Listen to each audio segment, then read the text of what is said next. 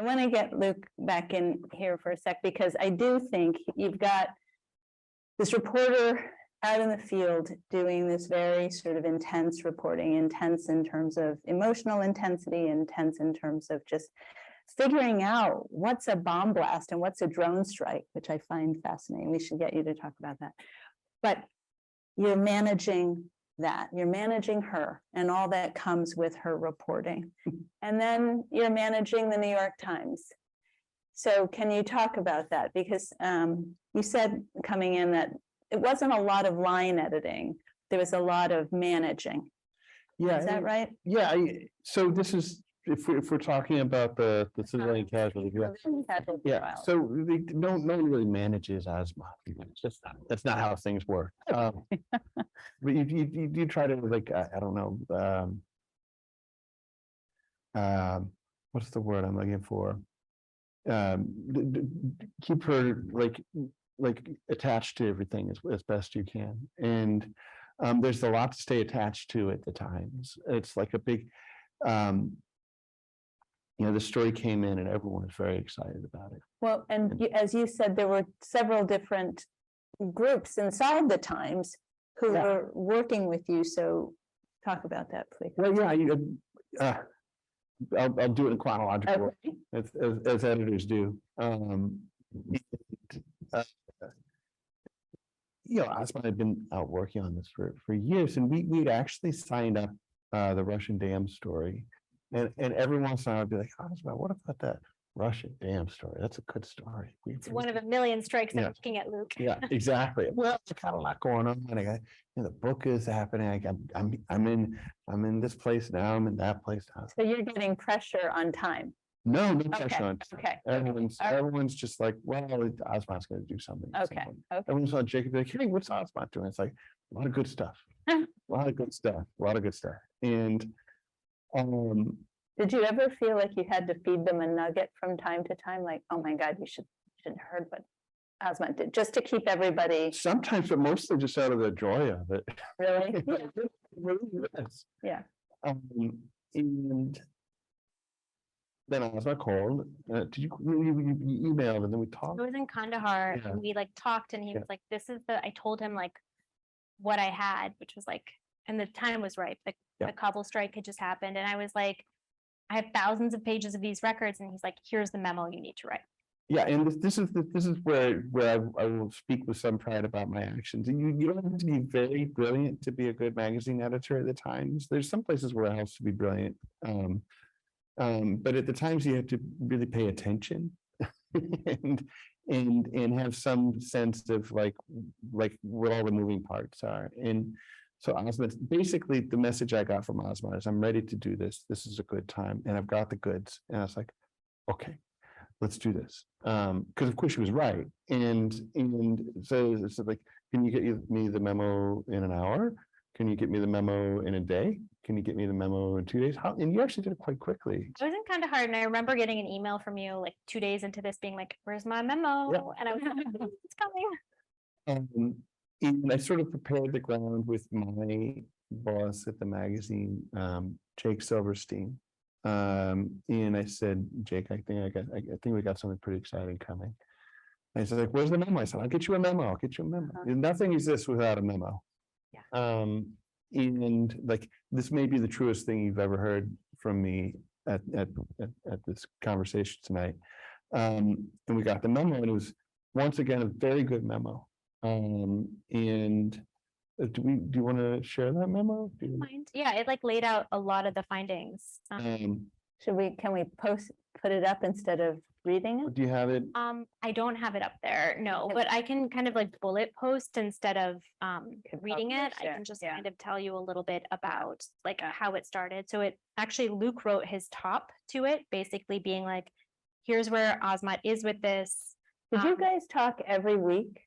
What was the communication between the two of you? At this point we were, but prior to that, we would just check in every now and then. Yeah. What's every now and then? Anywhere from like sometimes months would go by. Months would go by?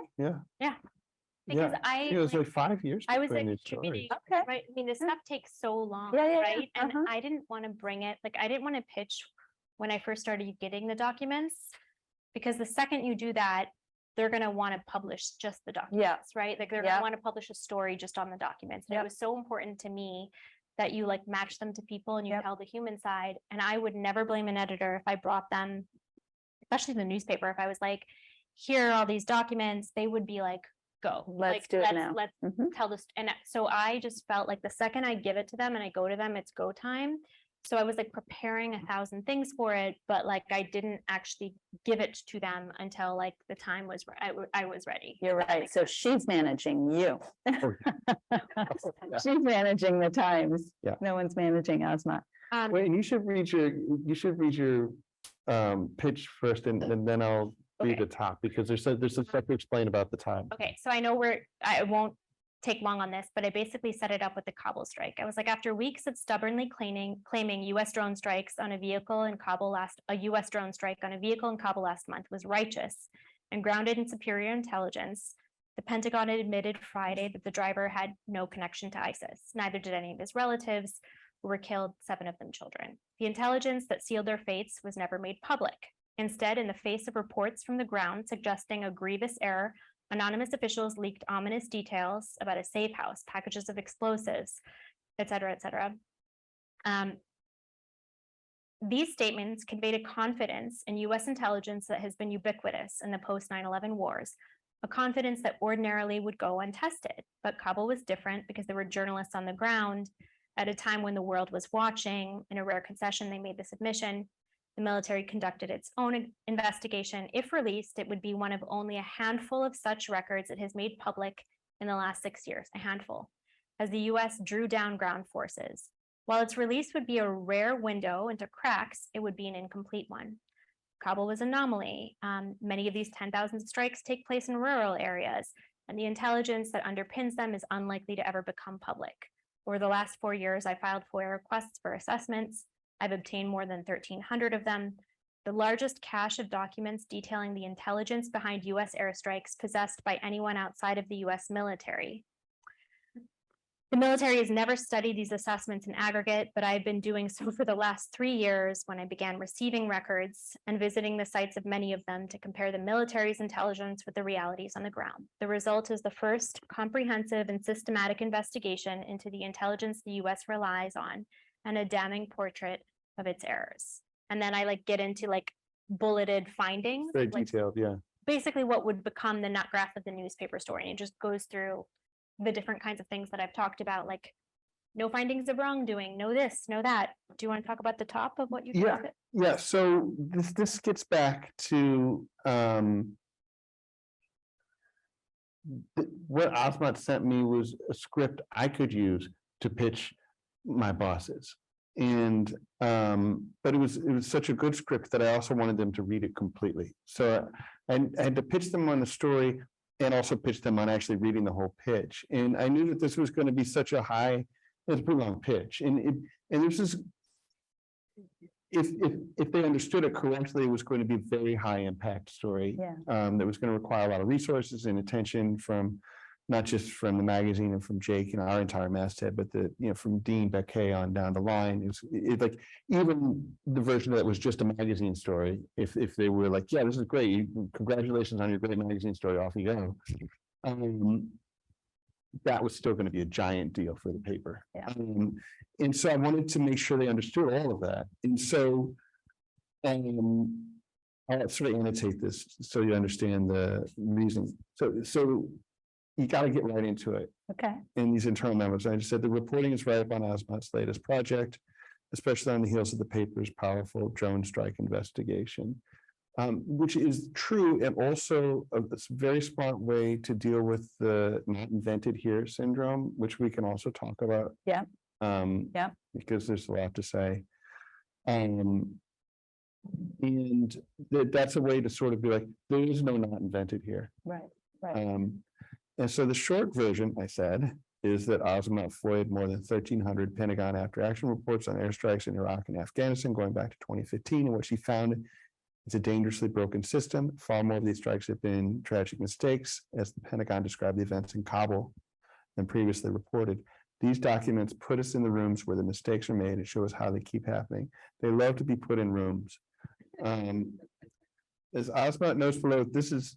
And then let's like, just so they can get a sense of like what we're really talking about, this is the largest cache of documents in she just described this. And then I conclude in short, she has the goods, and at this current moment of reckoning, what she can show matters not just looking back, but looking ahead. This is getting into, again, impact, which is what I think about a lot. And we can talk about that more. And I personally think about it a lot more with each passing year.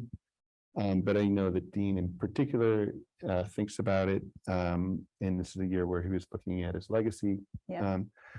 So this is Dean Baquet is the former executive editor of the Times. and as we'll get into, he was very enthusiastic about this project. If the targeting system is broken, that calls into question much larger assumptions about the strategic value of the Pentagon's current approach to air war and the wisdom of launching new engagements based on the presumption that it works. In short, this is a piece that gets to the heart of the American project. It's not just a story about Iraq. It's not just a story about airstrikes. It's about everything. Yeah. It's the biggest possible story. But you have to say that out loud. Right, right, right. In Azmat still reporting Afghanistan, there's just some like paperwork. And then here's the pitch. Read it, please. What was the reaction to the pitch and how fast? I was it? think we also signed it up the next day. And like I got like a text from Jake, Yeah. the editor-in-chief of the magazine. I like screenshotted it, which is why I remember. I Uh-huh. was like, holy shit, holy shit. And I was in Yeah. Nahar at the time, and I was like, okay, good. Like the Were you guys talking enough during that time? We pretty soon. Yeah, okay. So before that, you know, 1300, did you know 1300 was what she had? I know she's been working on this for years, Okay. but no, I wouldn't have been able to tell you in any kind of detail what your cache was like or what your system was like. they'll want from you. I think that's really, I think this is really smart advice.